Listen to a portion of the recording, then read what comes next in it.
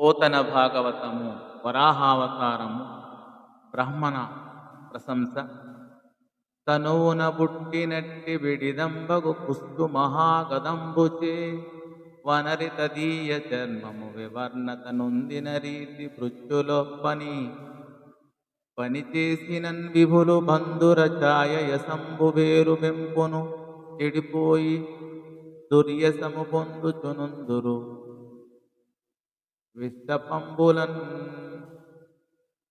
శరీరంలో పుట్టిన భయంకరమైన కుష్ఠరోగం చేత చర్మం చెడిపోయి రంగు మారే విధంగా సేవకులు చేసే చెడ్డ పనులు యజమానుల గొప్ప కీర్తిని పేరు ప్రతిష్టలను పోగొడతాయి.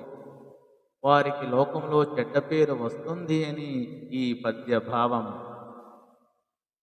అలవడ నాకు మీ వలన నవ్విన దీర్ఘ సుకీర్తనీయ సల్లలిత వినిర్మలామృత విలాస యశో విభవాభిరామమై వెలయు వికుంఠ నామ అపవిత్ర మనస్వపచాధిమాదిలోకుల చివిశోక తత్కనమ కోరి పవిత్రుల చేయువారలన్. మీ వల్ల నాకు లభించిన పుణ్యక్షేత్రం ఈ వైకుంఠం.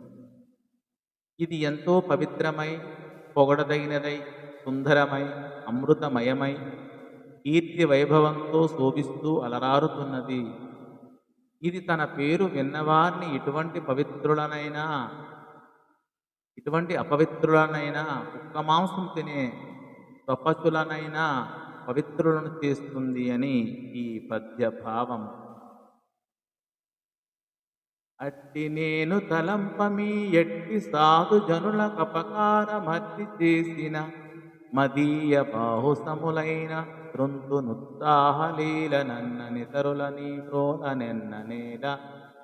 అటువంటి నేను మీ వంటి సాధుజనులకు ఉపకారం చేసిన వారు నాకు బాహువుల వంటి వారైనా ఖండించడానికి వెనుకాడను. ఇక ఇతరులను మీ ముందు లెక్క చేయడం ఎక్కడిది అని ఈ పద్య భావం. ధన్యవాదం.